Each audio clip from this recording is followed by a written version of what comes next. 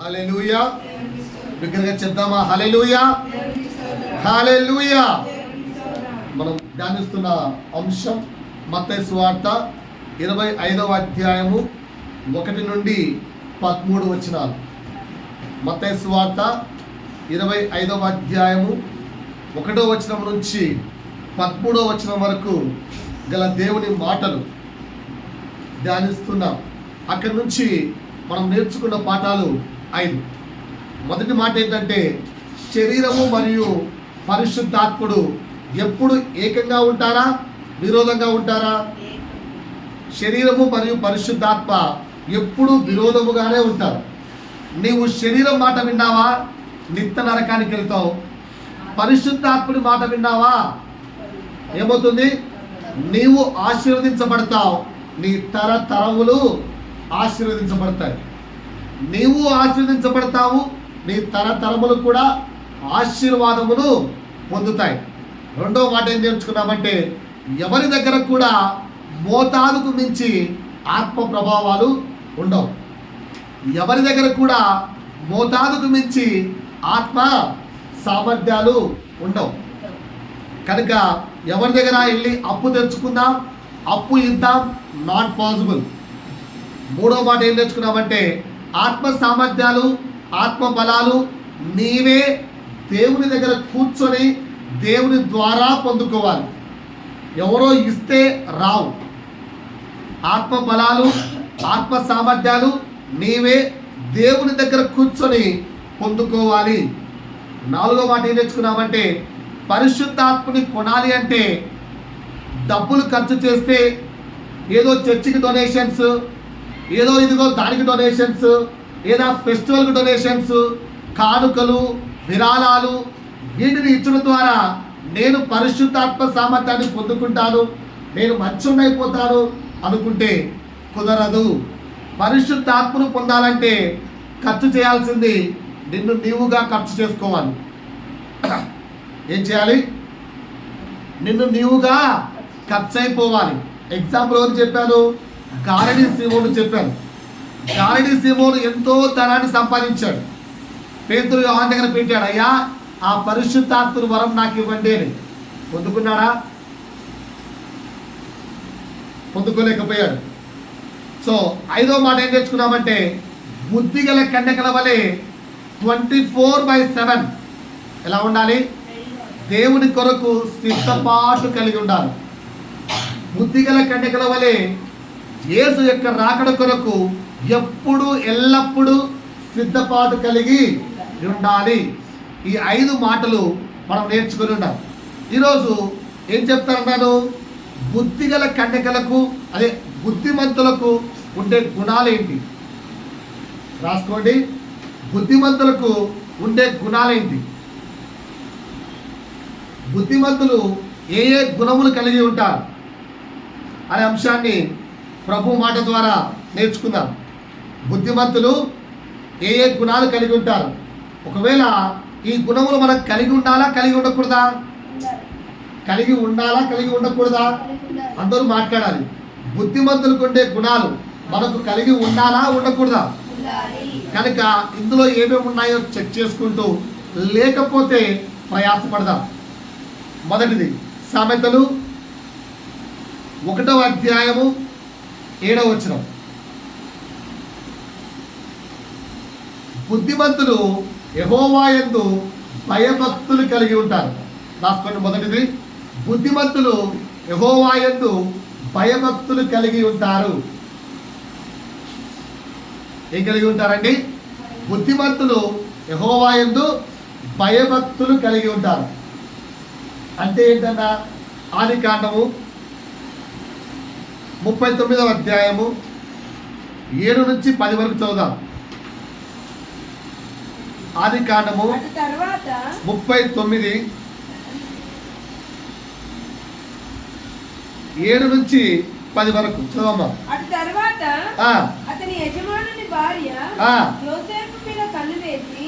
యజమానుని భార్య సుందరుడైన, చాలా అందగాడైన యోసేపు మీద కన్ను వేసి తనతో శయనించమని చెప్పాను. తనతో శయనించమని చెప్పాను. అయితే అతడు ఒప్పక నా యజమానుడు తనకు బాగా మాటలు, నా యజమానుడు తనకు కలిగినదంతయు నా చేతికి అప్పగించను కదా.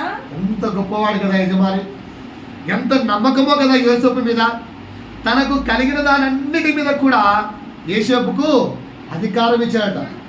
అందుకంటున్నాడు, తనకు కలిగినవన్నీ కూడా నా చేతికి అప్పగించను కదా. నా వశమున తన ఇంట్లో ఏమి ఉన్నదో అతడు ఎరుగడు. నా వశమున తన ఇంట్లో ఏమి ఉన్నదో అతను ఎరుగడు. ఈ ఇంటి వారిలో నాకంటే పైవాడు ఎవడునూ లేడు. ఈ ఇంటి వాళ్ళందరిలో కూడా నాకంటే పెద్దవాడు ఎవరు లేరు. నీవు అతని భార్యవైనందున నిన్ను తప్ప మరి దేనిని నాకు అప్పగింపక ఉండలేదు. నిన్ను తప్ప అన్నిటినీ నాకు అప్పగించాడు. నువ్వు అతని భార్య కనుక నిన్ను మాత్రం నాకు అప్పగించలేదు. You are not my property, you are only the property of my. ఎంత స్పష్టంగా చెప్తున్నాడు, నా యజమాని యొక్క సొత్తు మాత్రమే నీవు, నీ మీద నాకు అధికారాన్ని ఇవ్వలేదు. తప్పుగా మాట్లాడుతున్నావు, తప్పు చేస్తున్నావు. నన్ను అంత నమ్మిన యజమానికి నేను మోసము చెయ్యలేను అంటూ కింద ఇంకో మంచి మాట చెప్తున్నా చూడండి. ఈ ఇంటి నీవు అతని భార్యవైన నిన్ను తప్ప మరి దేనిని నాకు అప్పగింపక ఉండలేదు. కాబట్టి నేనెట్లు ఇంత ఘోరమైన దుష్కార్యము చేసి దేవునికి విరోధంగా, ఎవరికి విరోధంగా? దేవునికి విరోధంగా. ఆడ దేవుడు ఉన్నాడా? మనమైతే ఏమంటాం పాపం చేసినప్పుడు? చూస్తున్నారా? ఎవరు చూస్తున్నారు? నన్ను నేను చేసే పని ఎవరు చూస్తున్నారు? నేను చేసే పని ఎవరికి కనిపించట్లేదుగా. నేను ఇది చూస్తే ఎవరికి తెలుస్తుంది? నేను ఇలా చేస్తే ఎవరికి తెలుస్తుంది? 4 గోడల మధ్యలో ఏ పాపము చేసినా గోడ దాటి బయటకు తెలియదు కదా. బైబిల్ ఏమంటుంది? 4 గోడల మధ్య నువ్వు మాట్లాడే మాట వీధి గుమ్మమున కేకలై వేయును అన్నాడు యేసు. కరెక్టే కదా. సో 4 గోడల మధ్య నేను పాపం చేస్తే ఎవరికి తెలుస్తుంది? నేను చేయి పాపం నా భార్య చూచునా, నేను చేయి పాపం నా భర్త చూచునా, నేను చేయి పాపం నా పిల్లలు చూచునా, నేను చేయి పాపం ఎవరికి తెలియదు? ఎవరికి తెలియదు అనుకుంటున్న సహోదరుడా, సహోదరి, జనాగమా, యోసేపు చెబుతున్న మాట, ఇంత ఘోరము నేను ఎట్లు చేసేదను?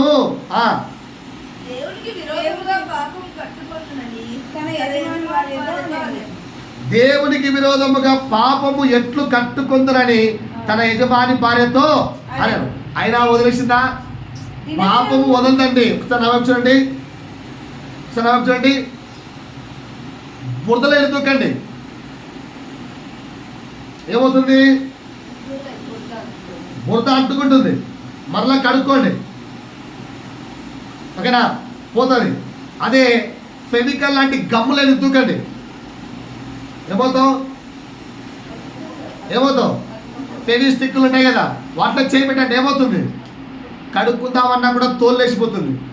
పాపము అలా అతుక్కుంటుంది. ఒక్కసారి కొంచెమే కదా అని ఏ అలవాటుకైనా, ఏ పాపపు క్రియకైనా, ఏ చెడు వ్యసనానికైనా కొంచెమే కదా అని చేపెట్టావా, అది మొత్తం షుగర్ మింగినట్టు నేను మింగేస్తుంది.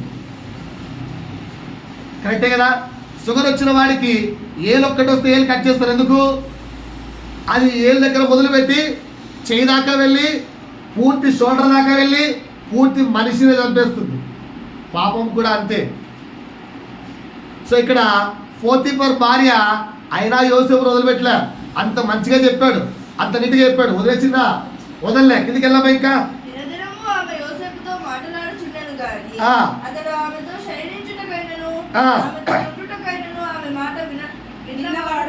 ఎంత ప్రయత్నించినా పాపము మాట విననే వినలేదా?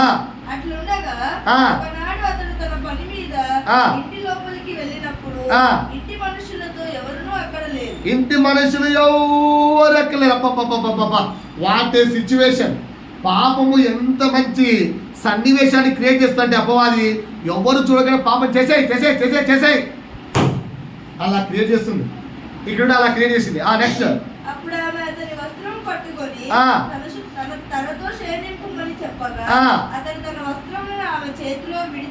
వస్త్రములను ఆమె చేతిలో పెట్టి తప్పించుకొని బయటికి పారిపోయేను. బుద్ధిమంతులు ఎలా ఉంటారంటే యెహోవా యందు భయభక్తులు కలిగి ఉంటారంటే పాపం వచ్చి నిన్ను పట్టుకుంటున్నా ఆ విడిపించుకొని పారిపోవుట ఏమైనది? భయభక్తులై ఉన్నది. భయము ప్లస్ భక్తి రెండు ఏంటో తెలుసా? లోకము చెడు నిన్ను వచ్చి అంటుకుంటుంటే దాని నుంచి పారిపోవాలి, వాటికి వదిలేసుకొని పారిపోవాలి. సో బుద్ధిమంతులు ఎలా ఉంటారంటే యెహోవా యందు భయభక్తులు కలిగి ఉంటారు. రాసుకున్నారా? భయభక్తులు అంటే అర్థమైందా? పాపం దగ్గరికి వెళ్ళి అతుక్కోవాలా, పాపం నుంచి దూరంగా పారిపోదామా? చెప్పండి, మాట్లాడడానికి వచ్చాం. పాపానికి వెళ్ళి అతుక్కుందామా, పాపం నుంచి దూరంగా వెళ్దామా? ఫ్రెండ్ వచ్చాడు ఇంటర్మీడియట్లో, ఓకేనా? ఎరా రే, నీకు తెలియదురా ఈ ఏజ్లో మంచిగా సిగరెట్ తాగాలరా, మందు తాగాలరా, తాగుదామా ఫ్రెండ్తో పాటు పారిపోదామా? తాగుదామా పారిపోదామా? తాగుదామా పారిపోదామా? రే అమ్మాయిని వెళ్ళి గోకుదాం పారా, గోకుదామా పారిపోదామా? ఏం చేయాలి? ఏం చేయాలి? ఏం చేయాలి? అది భయభక్తులు కలిగిన జీవితం. యెహోవా యందు భయభక్తులు కలిగిన జీవితం అంటే అది. ఇష్టానుసారంగా సాతాను ప్రేరేపిస్తే పరుగులెత్తడం కాదు, దేవుని యొక్క ఆత్మ మాటలు విని సాతాను క్రియల నుంచి పారిపోవడం నేర్చుకుందాం. పాయింట్ అర్థమైందా? రెండవ పాయింట్, సామెతలు 9వ అధ్యాయము 7, 9.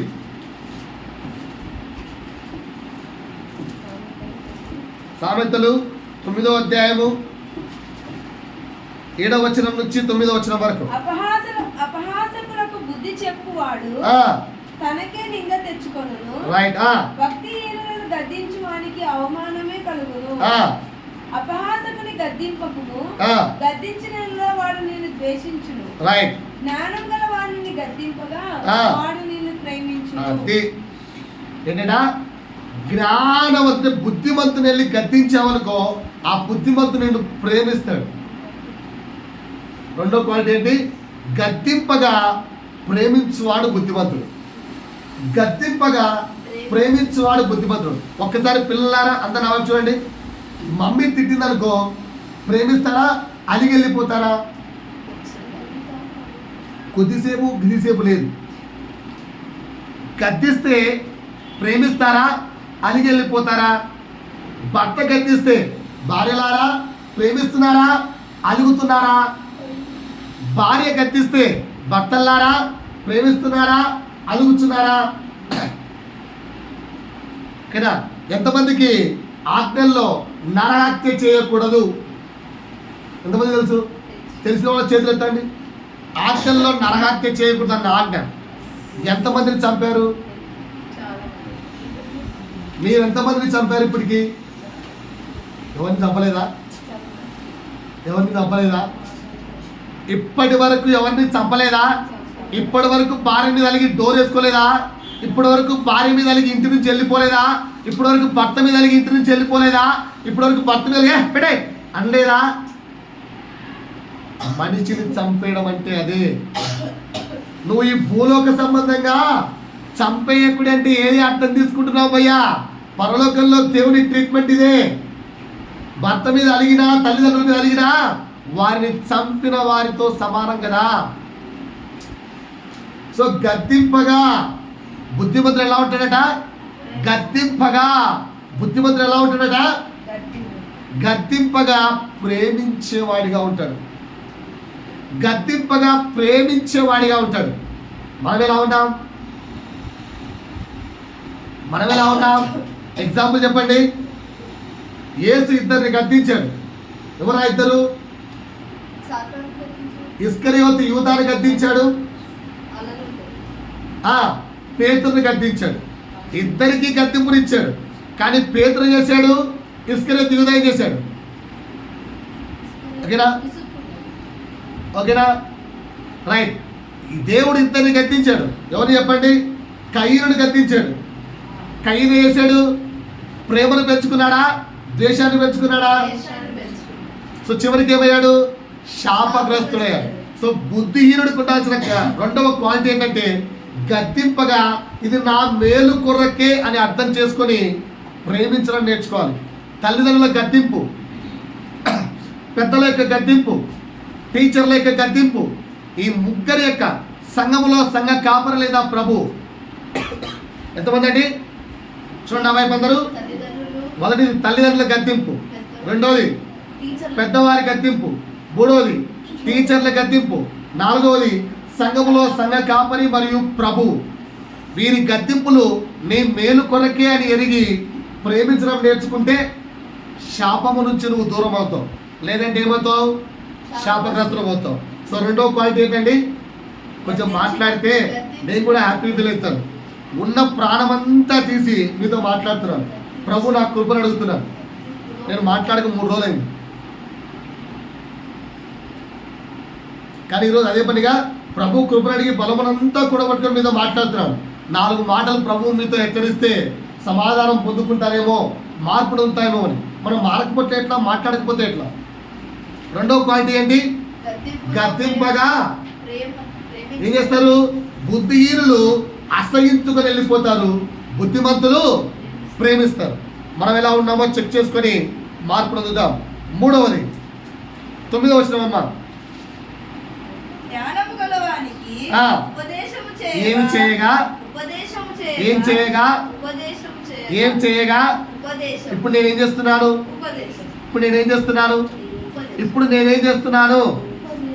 ఎవరైనా వచ్చి నీకైనా సమ్ పాయింట్ చెప్తే దాన్ని ఏమంటారు? ఉపదేశము. సో జ్ఞానవంతుడు ఉపదేశము చేయగా ఏం చేస్తాడట? ఏం చేస్తాడమ్మా? వాడు చేస్తాడట మరింత జ్ఞానము నందును. ఇంకా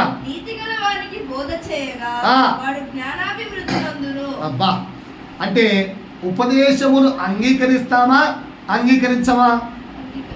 ఎంతమంది ఉపదేశాన్ని అంగీకరిస్తున్నారు? ఎంతమంది వాక్యము ఇది నాకే అని అనుకుంటున్నారు? చేతులతో చూద్దాం. ఎంతమంది వాక్యము పక్కనోడికి అనుకుంటున్నారు? పాయింట్ అర్థమవుతుందా? ఉపదేశాన్ని వింటున్నామా? అపవాదికి మన శరీరాన్ని అప్పగించుకుంటున్నామా? చర్చిలో అడుగు పెట్టిన వెంటనే మొట్టమొదటి కార్యం చేసేదో తెలుసా? ఓకేనా? ప్రభువు ఎంత కార్యం చేయాలనుకుంటాడో అంతకు 2 ఇంతలు శరీరాన్ని మంచి రిలాక్స్ లెక్క తీసుకెళ్తుంది సాతాను. అలాంటప్పుడు ఏం చెప్పాలి తెలుసా? సాతానా హో దరిద్రంగా నా దగ్గరకు వచ్చావు, మాస్టర్ చెప్పు అంటుండాలి. అప్పుడు సాతాను పక్కకి వెళ్ళిపోతుంది. మనం చేస్తాం, సమకూర్చి చెప్తున్నాం. ఇంకెప్పుడండి మార్పు? ఇంకెప్పుడు మారుతాం జనాగమా? రెండోది, మొదటి పాయింట్ ఏం చెప్పాను? యెహోవా యందు భయభక్తులు కలిగి ఉంటారు, రాసుకోండి. రెండోది ఏం చెప్పాను? గద్దింపగా ప్రేమిస్తారు, వెనక్కి వెళ్ళిపోరు, లోకం వైపు వెళ్ళిపోరు. మూడవది చెప్పాలి, ఉపదేశమును అంగీకరిస్తారు, అంగీకరించి జ్ఞానమును పొందుకుంటారు. ఉపదేశమును అంగీకరించి జ్ఞానమును పొందుకుంటారు. 4 సామెతలు 10వ అధ్యాయము 1వ వచనం. జ్ఞానము గల కుమారులు తండ్రిని తల్లిని ఏం చేస్తారట? సంతోషింపజేస్తారు. ఇక్కడ ఎంతమంది పిల్లలు ఉన్నారండి? ఇక్కడ ఎంతమంది పిల్లలు ఉన్నారు? ఏం చేస్తున్నారు మీరు? మాట్లాడండి. జ్ఞానము గలవారంటే బుద్ధిమంతులు తల్లిదండ్రులకు సంతోషాన్ని కలిగిస్తారట. యేసు మరియమ్మకి ఎప్పుడైనా దుఃఖాన్ని కలిగించాడా? 12 సంవత్సరాల వయసులో అక్కడ ఆగిపోయాడు. తల్లి వచ్చి నాకెందుకు నాయన ఈ వేదన కలిగిస్తున్నావు? ఆ పాయింట్ ఉందో చెక్ చేయండి ఒకసారి. లూకాసు వార్త తీయండి. లూకాసు వార్త 2వ అధ్యాయము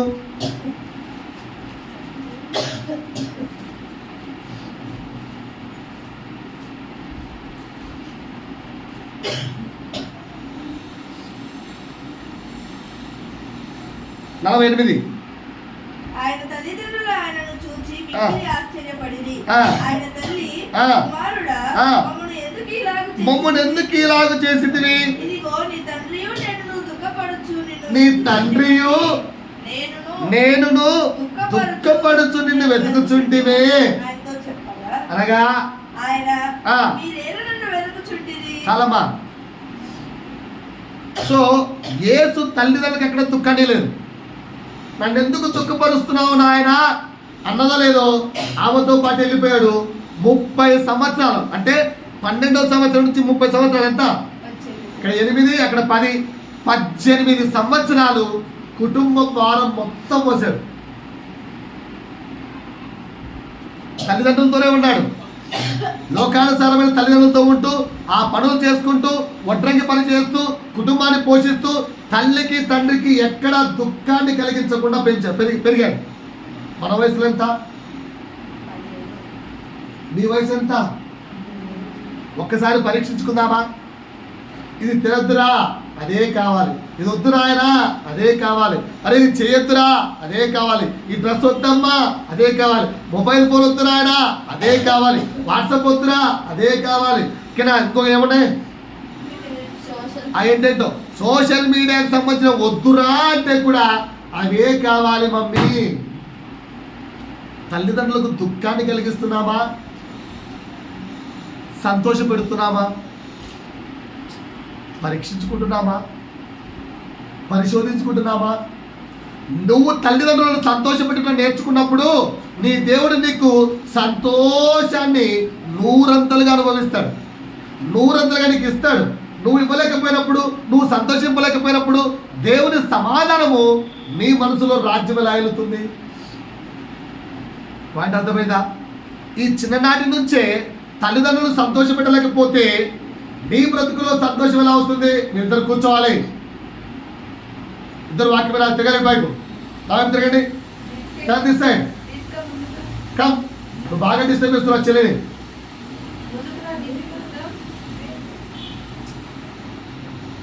ఓకేనా? రైట్. 3వ పాయింట్ 4వ పాయింట్ చెప్పాను. బుద్ధిమంతులు తల్లిదండ్రులకు చేస్తారు, సంతోషాన్ని కలిగిస్తారు. పాయింట్ అర్థమైందా? 5వ పాయింట్ అదే సామెతలు 10వ అధ్యాయము 8వ వచనము 14వ వచనం. ఓకే.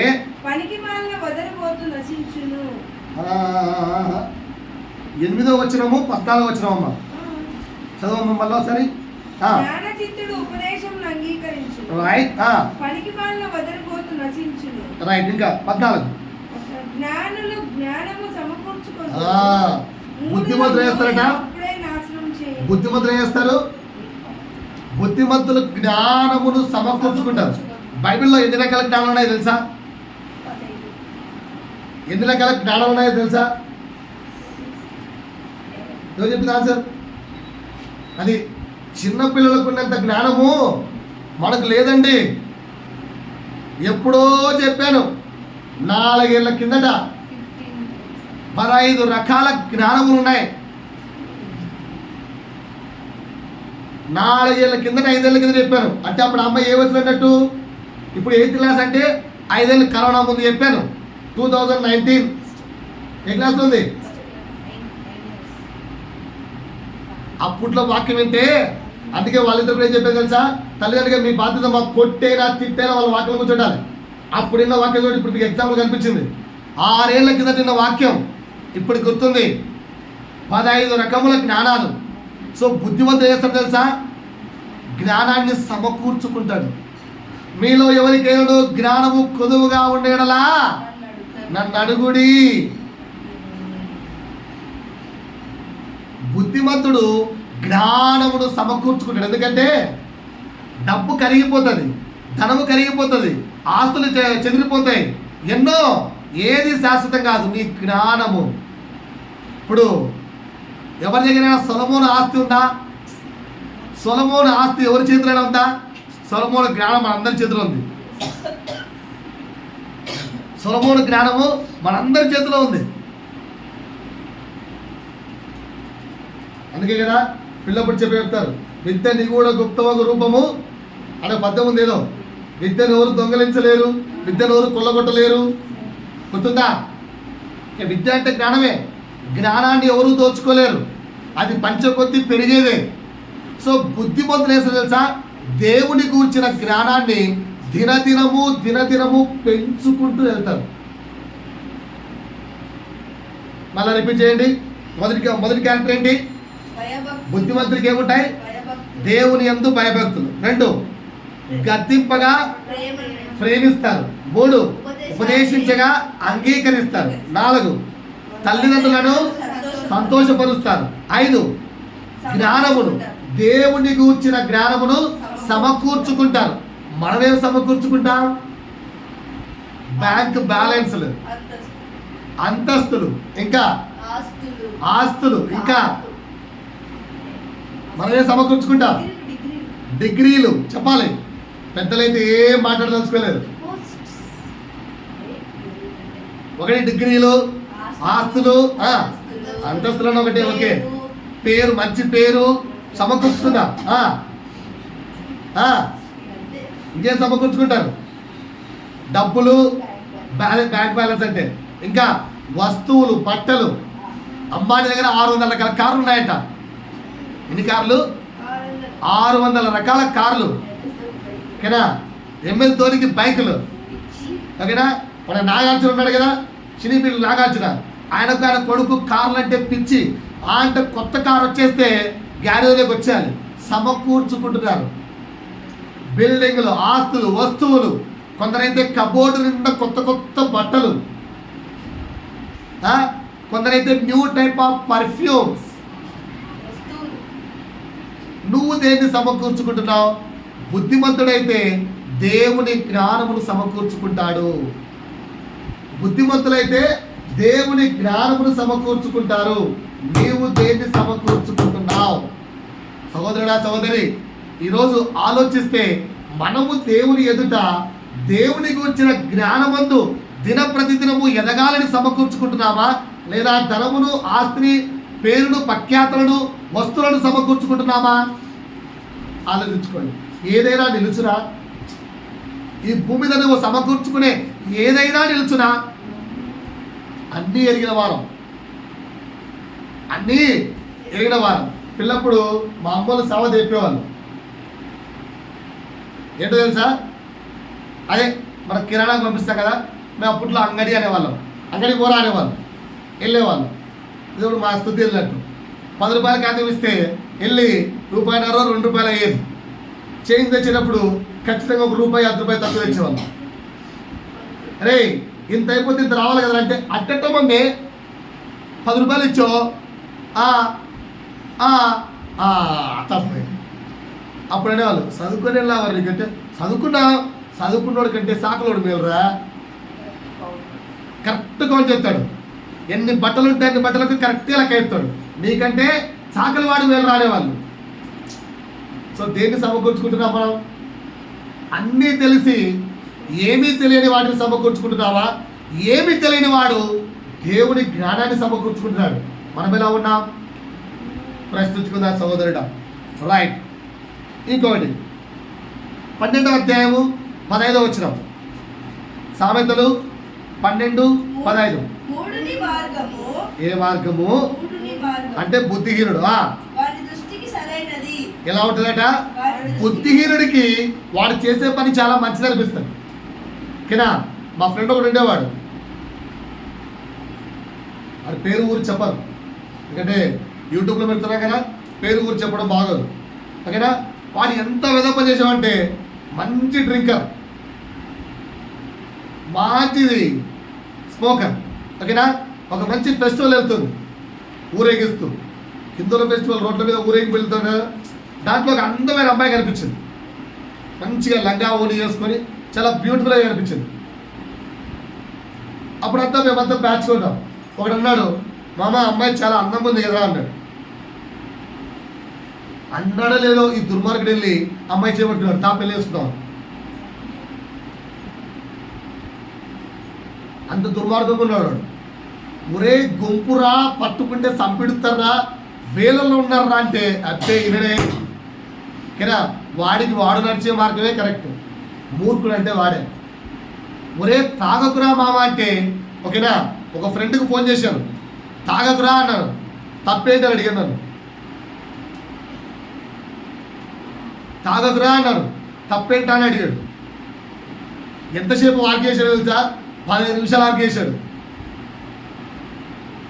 వాడికి వాడే కరెక్ట్, మూర్ఖుడికి మూర్ఖుడే కరెక్ట్. వాడి మార్గాన్ని వాడు ఎప్పుడు తప్పని ఒప్పుకోడు కదా. ఏ వ్యసనము తప్పండు, ఏ వ్యసనము తప్పండు. నేనే మాట్లాడుకుంటూ మా భార్య అదే మాట అన్నాడు. వాడి ఇంటి దగ్గర నుంచి వస్తున్నప్పుడు ఆ డైలాగ్ గుర్తుకొచ్చింది. అడిగాను, అది నన్నాడే అని గుర్తు చేసుకున్నాం అంతే. తాగద్దురు అంటే తాగితే తప్పేంటి, రిలాక్సేషన్ అంటాడు. అది చేతులు అంటే తప్పేంటి అంటాడు, ఇది చేతులు అంటే తప్పేంటి అంటాడు. అన్నీ తెలిసిన వాడు మూర్ఖుడు, వాడు ఒప్పుకోడు. సో మనం అలాగేమన్నా ఉన్నామా? మూర్ఖుడు తన మార్గాన్ని ఎప్పుడు అదే కరెక్ట్ అనుకుంటాడు. కానీ బుద్ధిమంతుడు ఎలా ఉంటాడు? దాని కింద ఉంది చదవమ్మా. జ్ఞానము కలవాడు ఎలా ఉంటాడు? ఆలోచన అంగీకరిస్తాడు. రే ఇది తప్పురా, ఇది చెయ్యొద్దురా, దీనివల్ల కుటుంబం నాశనం అవుతుందిరా, దీనివల్ల కుటుంబం చెడిపోతుందిరా, దీనివల్ల కుటుంబంలో ఎన్నో కష్టాలు వస్తున్నాయి, దీనివల్ల కుటుంబంలో ఎన్నో సమస్యలు వస్తున్నాయి, దీనివల్ల కుటుంబంలో ఎన్నో అనారోగ్య స్థితులు వస్తున్నాయి, దీనివల్ల కుటుంబం మొత్తం సంతోషం లేకుండా సమాధానం లేకుండా చిన్నాభిన్నమైపోతుంది. ఆలోచన అంగీకరిస్తాడు బుద్ధిమంతుడు. ఈరోజు నువ్వు నేను ఎలా ఉన్నావమ్మా? దేవుడిచ్చు ఆలోచన అంగీకరించు వాడిగా ఉన్నామా? ఇలా చెయ్యొద్దు, నిద్ర అనే సాతానుకు వ్యసనంగా కాకు. నువ్వు ఇదిగో వీటికి వ్యసనపడడం కాకు, వీటికి ఎలా కాకు, వాటికి ఎలా కాకు, వీటికి ఎలా కాకు. ఎన్నోసార్లు ప్రభువు మాట బోధిస్తూ హెచ్చరిస్తూ ఆలోచన చెప్పు సమయాన అంగీకరించే వారిగా ఉన్నామా? పలకరేంటి? నిద్ర వస్తుందా? వినబుద్ధి కావట్లేదా? ఏంటి మరి చెప్తున్నారు ఆన్సరు? బుద్ధిమంతుడు ఎలా ఉంటాడు? మూర్ఖుడేమో తన మార్గాన్నే కరెక్ట్ అంటాడు, సరైనది అనుకుంటాడు. బుద్ధిమంతుడు ఆలోచన అంగీకరించువాడు. రాస్తున్నారు 6వ పాయింట్, ఆలోచన అంగీకరించువాడు. 7 14వ అధ్యాయము అందరు తీస్తున్నారా? మీరు అండర్లైన్ చేసుకుంటున్నారా? 14వ అధ్యాయము 8-16. తమ ప్రవర్తనను కనిపెట్టి ఉండుట వివేకుల జ్ఞానమునకు లక్ష్యము. ఓకే, లక్షణము మోసకృత్యములే బుద్ధిహీనులు కనపరచు మూఢత. ఏంటట? తన ప్రవర్తనను కనిపెట్టుకొని ఉంటారు. ప్రవర్తనను కనిపెట్టుకోండి. ఒక్కసారి నా వైపు చూడండి. ఈరోజు మొత్తం తెల్లవారుజామున చూడని ప్రజలు ఎంతమందో తెలుసా మీకు? యూట్యూబ్లో కొట్టినా లేదా గూగుల్లో సెర్చ్ చేసినా ఏం చూపిస్తుంది? For a day how many members are expiring. ఈరోజు చూడలేని వారు ఎంతమంది? ఈరోజు ఆరాధన అటెండ్ కాలేని వాళ్ళు ఎంతమంది? ఈరోజు ఆరాధనకు వద్దామనుకొని కూడా దారిలో ఆగిపోయిన వాళ్ళు ఎంతమంది ఉంటారు? ఆరాధన అంటే మన సంఘమే కాదు, అన్ని సంఘాల్లో చాలామంది ఉంటారా? కానీ ఈరోజు నువ్వైతే ప్రజెంట్ అయ్యావు అంటే ఎవరి కృప? దేవుని కృప కదా. మరి రోజంతా దేవుడు అనుగ్రహించిన కృప అయితే ఒక్కసారైనా ఈరోజు ప్రభువు వల్ల నాకు కలిగింది, ఈరోజు ప్రభువు ద్వారా నేను పొందుకున్నాను, నేను నా ప్రవర్తన ప్రభువు దృష్టికి అంగీకారంగా జీవించానా? పడుకునే ముందు ప్రశ్నించుకోండి.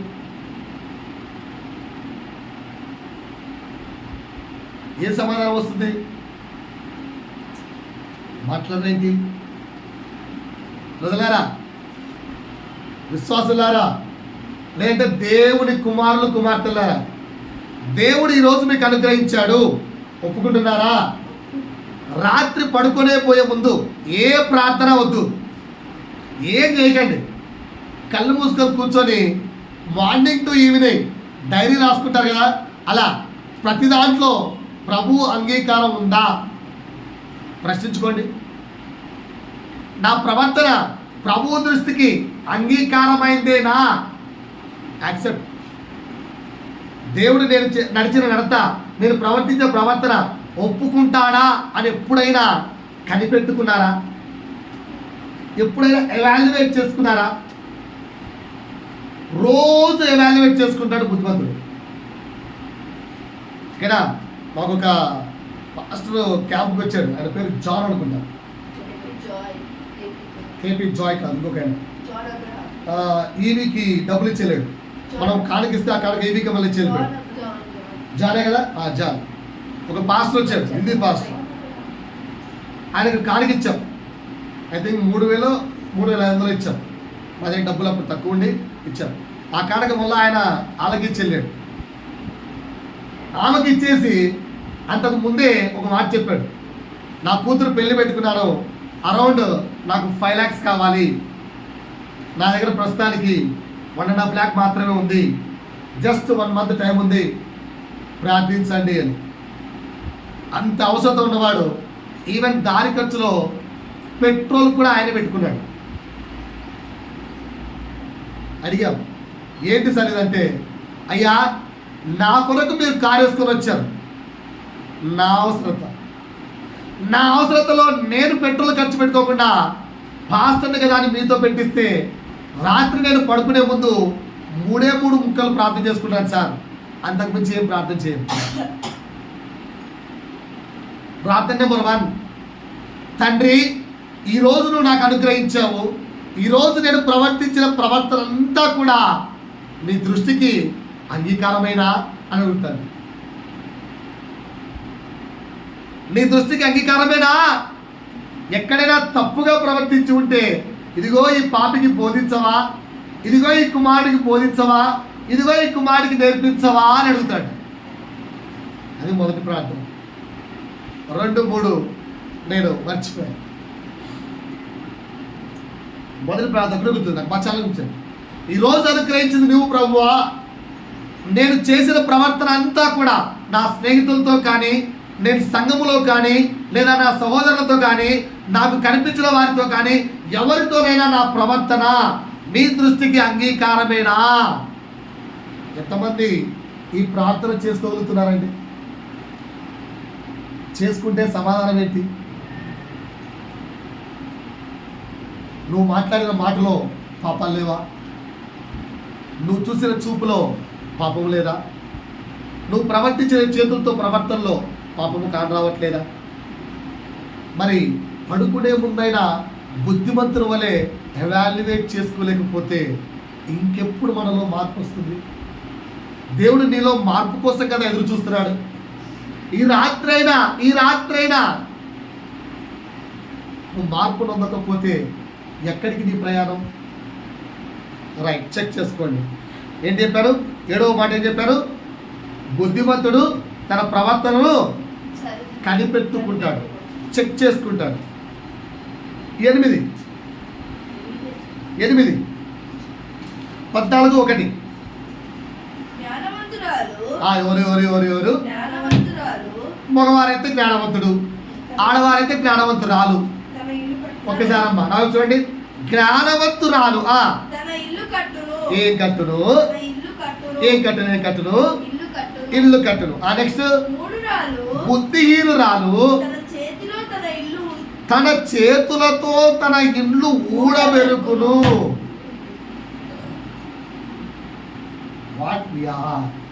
ఇల్లు అంటే కుటుంబం. కుటుంబాన్ని కట్టుకుంటున్నామా, ఊడబెరుకుతున్నామా? మీకు చెప్తే నవ్వొస్తుంది, కానీ చెబుతున్నాను. నా 10th క్లాస్ అయిపోయినప్పుడు ఒక ప్రాంతానికి వెళ్ళాను, కమలాపురం, నా ఫ్రెండ్స్ ఇంటికి. చెప్పానో చెప్పలేదు గుర్తులేదు నాకు. ఫ్రెండ్ ఇంటికి వెళ్ళినప్పుడు పడుకోవడానికి ఒక ఇల్లు ఇచ్చారు.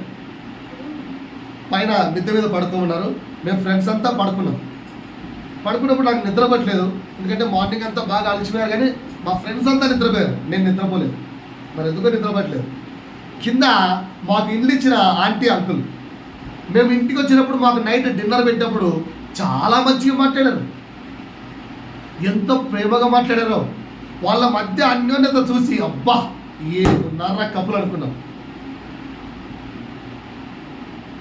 రాత్రి పడుకునేప్పుడు చూశాను, 1:30 నిద్ర పట్టింటే ఒట్టు, అంత భయంకరం కొట్టుకున్నారు. తిట్లు, గొడవలే కొట్టలే. అబ్బో, ఇంకో రోజే పుట్టి ఆంటీ కొడతానేమో అనిపించింది, ఇంకో రోజే పుట్టి ఆంటీ నరికేస్తాడేమో అంకులు అనిపించింది. అంత కొట్టాడుకున్నారు. సరే, నాకు అర్థమైపోయింది తప్పే వద్దురా అంటే అంకుల్దే. కొంచెం మాత్రం అంకుల్దే తప్పు, మేల్ డామినేషన్. సరే ఆ తెల్లవారి ఆ తర్వాత నేను నిద్రపోయాను, వాళ్ళు అందరూ నిద్రపోయారు. మార్నింగ్ లేచేసరికి టిఫిన్ పెట్టారు. ఆ ఆంటీతో కలిసి మామిడి తోటకి వెళ్ళాం. ఏమాత్రము గొడవైనట్టు ఒక్కరికి చెప్పలేదే. ఇంటిలో గుట్టు అట్లా కూడా పెట్టిందానే. ఏమే రాత్రి ఏదైనా సౌండ్ వచ్చానే అని వాళ్ళ అమ్మడి, వాళ్ళ అమ్మమ్మ, అదే మొగుడి అమ్మ, అత్త అయితే ఏం లేదత్త, మీ కొడుకే ఏందో కావాలని అడుగుతుంటే నేను ఎక్కడే వదిలే అని చెప్పిన, అంతే. అబ్బా అవ్వ అవ్వ, ఎన్ని అబద్ధాలు. అక్క రాత్రి గొడవ కాలేదా అన్న, నేను చిన్నోని కదా, గమ్ముడా అని చెప్పుకోద్దట. అంత గొడవ అయితే ఏం చెప్పుకోలే. అప్పుడు నిర్ణయించుకున్నా, ఇంటిలో గుట్టు అబ్బా మనం ఎట్టుకుంటామంటే ఇంట్లో గొడవ అయితే బయటకు వచ్చి టీటీ ఎరుతాం.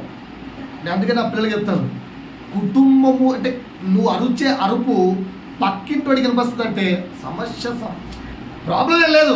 నువ్వు నేమే నోర్వి అని అరుచు, తప్పులేదు. నేనేమన్ను, నువ్వు కోపం వచ్చింది అరుచావు. బైబిలే చెప్తుందిగా, పిల్లలకు సమాధానపరచులాగా నువ్వు ప్రవర్తించు అని. మీ అమ్మ నీతో చక్కగా ప్రవర్తించినట్టు అరిచావు, నేనే వరకు మనం మార్చుకో. కరెక్టే. పిల్లలు అమ్మ మీద అరిచినా నేనేమన్ను, అమ్మ పిల్లల మీద అరిచినా నేనేమన్ను. ఎందుకంటే పిల్లలను గద్దించుడే బైబిల్ చెప్తుందిగా.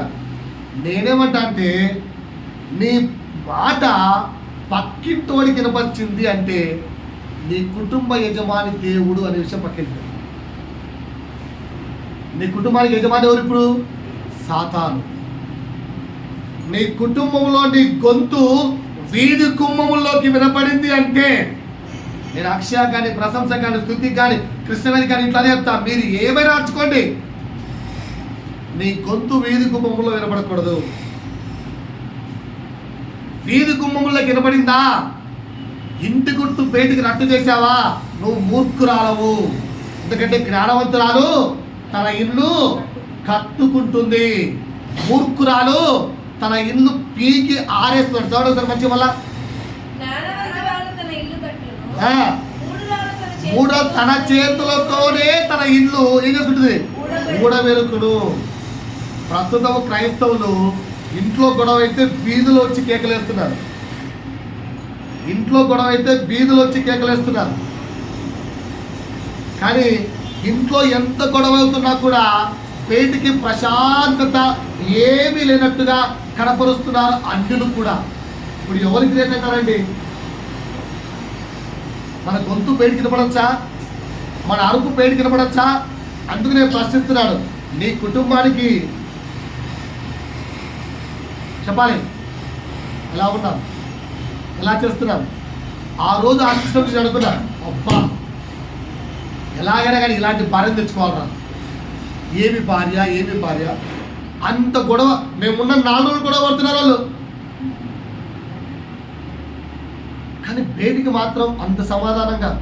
బయట కబడ్డీ గేమ్ ఆడుతుంటే భర్తకి ఎంత ఎంకరేజ్మెంటో, పడుకోండి రాత్రి కదా గొడవ పడుతుంది. గొడవేరా, భర్తే, భార్య అంటే అడిగారు, అన్న రాత్రి అంతగా తిట్టో కొట్టావంటే ఎంత కొట్టినా అది నా భార్యరా. అవ్వా, ఇది కదా బుద్ధిమంతుల యొక్క గుణము, బుద్ధిహీనుల గుణము. మనం ఎలా ఉన్నామండి? చిన్న కోపం, దాన్ని అది కూడా నెక్స్ట్ పాయింట్కి రాశాను, పెట్టుకోండి. సో బుద్ధిమంతులు వేస్తానండి, బుద్ధిమంతురాలు తన ఇల్లు తన కుటుంబాన్ని కట్టుకుంటుందని నాశనం చేసుకుంటుందా? రైట్. 9 సామెతలు 29:11. సామెతలు 29:11. ఈ క్యారెక్టర్, ఇది సూపర్ క్యారెక్టర్ బుద్ధిమంతుడికి. చేయండి అందరూ ఒకసారి ఓపెన్ చేయండి, చదవండి.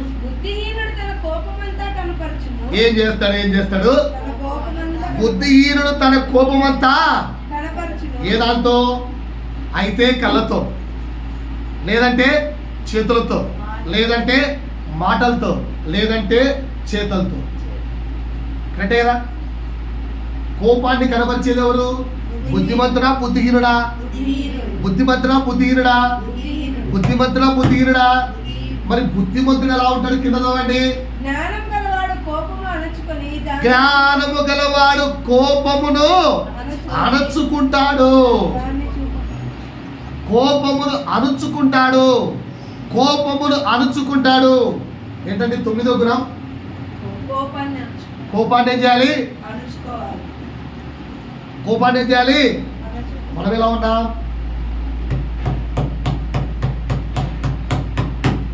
సమాధానం. 9వ క్యారెక్టర్ ఏంటి? బుద్ధిమంతుడు కోపాన్ని అణుచుకుంటాడు. చిన్నది కింద పడితే అబ్బో కోపం విపరీతం వచ్చేస్తుంది. పిల్లలు ఏదైనా చిన్న వస్తువు కిందేస్తే కోపం విపరీతంగా వస్తుంది.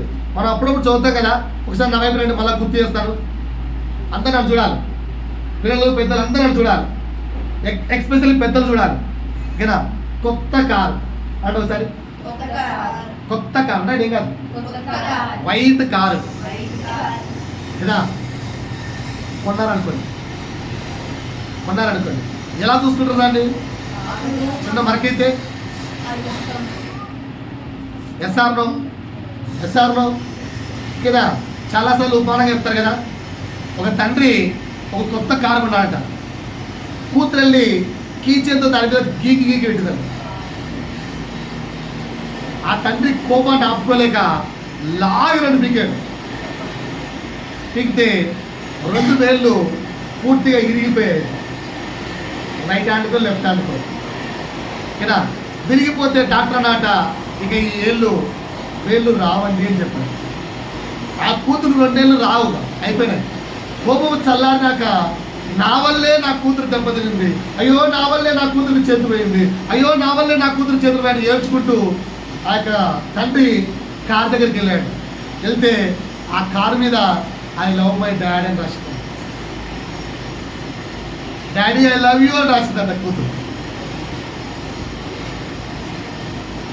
కారు ఇంపార్టెంటా, కూతురు చేతులు ఇంపార్టెంటా? కారు ఇంపార్టెంటా, కూతురు చేతులు ఇంపార్టెంటా? వస్తువు కింద బట్టి విపరీతమైన కోపం, ఇంట్లో పని జరగకపోతే విపరీతమైన కోపం, ఏం జరగకపోయినా గయా గయా గయా గయా గయా గయా అరుస్తున్నావు. నీ కూతురు నీ గయా గయా నేర్చుకుంటుందా? నీ సగనం నేర్చుకుంటుందా? కూతురు నీ దగ్గర నుంచి క్రీస్తు నేర్చుకుంటుందా? దేన్ని నేర్చుకుంటుంది?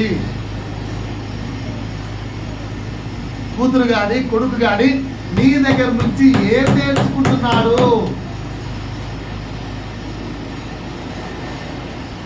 ఇప్పుడు నేను ఉన్నాడు, ఓకేనా? నేను బాలుబాబు అడుగుతాను, ఈరోజు మందాగా మన ఇద్దరం కూర్చొని తాగుతాను ఒకసారి, ఇంకా అందరూ ఒకసారి చెప్తాను. అర్థం అంటాడు, ఊహు అంటున్నాడు. ఈరోజు ఇప్పుడు ఈట నేను కూర్చొని మంద అవుతుంటే బాలుబాబు ఏమంటాడు? హాయ్ నాకు కూడా షేర్ చేయండి అంటావా? ఎందుకనవు? కావాలంటే మరిద్దరు మరి నా కొడుకొద్దు ఓకేనా? పిల్లప్పుడు ఒక తండ్రి సిగరెట్ తాగాడు, పడేసేవాడంట. అదే సిగరెట్ కొడుకు తాగేవాడు. ఆ కొడుకుని పిలిచి దవా కొడుకు సిగరెట్ అవుతారా అని తండ్రి కొట్టే, నువ్వు తాగిందే కదా డాడీ అన్నాడు. కనుక నీ యొక్క గద్దింపు, నీ యొక్క గయా గయా గయా అనే అరిచే అరుపు, నువ్వు కోపడే కోపం, నువ్వు చేసే వ్యసనం అదే కదా కుమారుడికి వస్తాయి, అదే కదా కుమార్తెకు వస్తాయి. ఎసారో ఏం చేస్తున్నారు తల్లిదండ్రులారా? వారికి ఏం నేర్పిస్తున్నారు తల్లిదండ్రులారా? బుద్ధిమంతుని గుణమా, బుద్ధిహీనుడి గుణమా? అంటే ఎంతసేపు భరించాలన్నా, కోపం తట్టుకోలేకున్నానన్నా, బుద్ధిమంతుడు కోపాన్ని అణుచుకుంటాడు. బుద్ధిమంతుడు కోపాన్ని అణుచుకుంటాడు. మనమేం చేస్తున్నాము?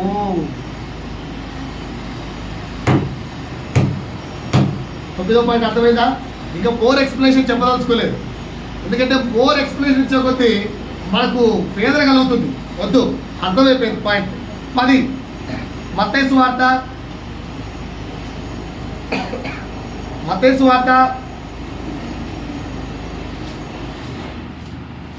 7వ అధ్యాయము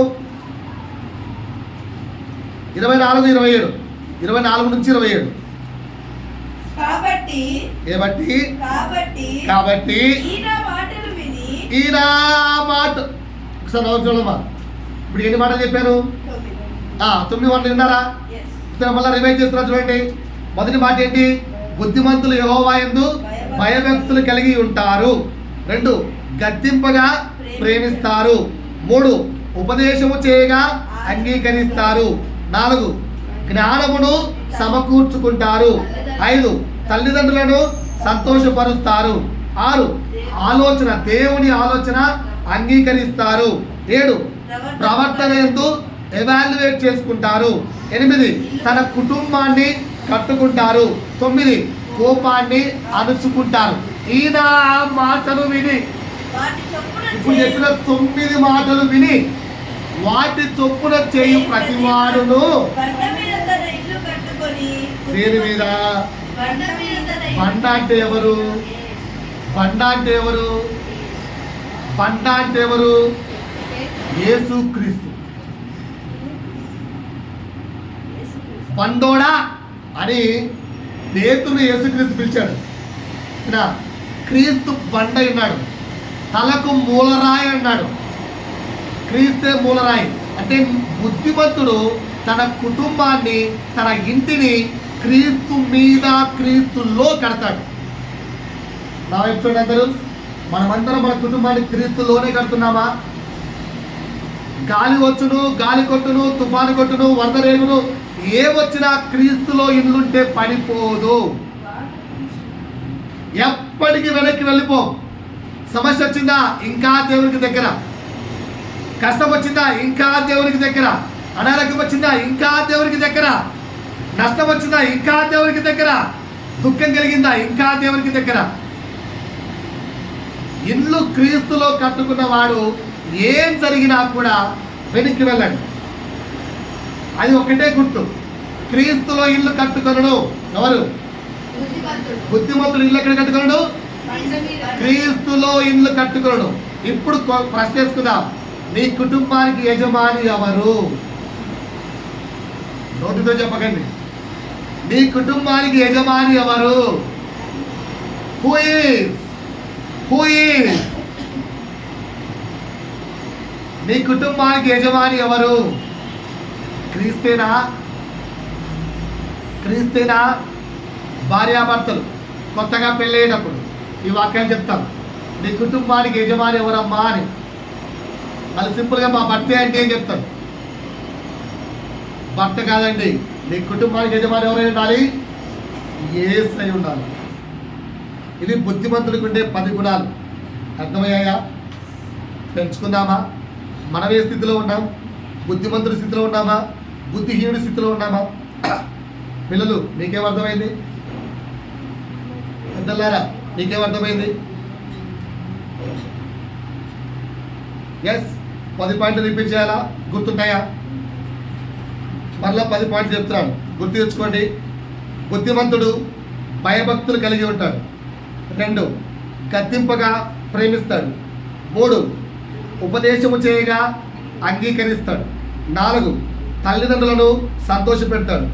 5, జ్ఞానమును, దేవుని కూర్చిన జ్ఞానమును సమకూర్చుకుంటాడు. 6, దేవుడిచ్చిన ఆలోచన అంగీకరిస్తాడు. 7, ప్రవర్తనను ఎవాల్యుయేట్ చేసుకుంటాడు. 8, తన కుటుంబాన్ని సరిచేసుకుంటాడు, కట్టుకుంటాడు. 9, కోపమును అణిచివేసుకుంటాడు. 10, దేవుని మాటలు వింటూ దేవుని యందు తన కుటుంబాన్ని కట్టుకుంటాడు. దేవుని మాటలు వింటూ దేవునితో తన కుటుంబాన్ని కట్టుకుంటాడు. ఆ కుటుంబానికి క్రీస్తే యజమాని అయి ఉంటాడు. దేవుని మాటల ద్వారా మనందరినీ కూడా దీవించి ఆశీర్వదించును గాక.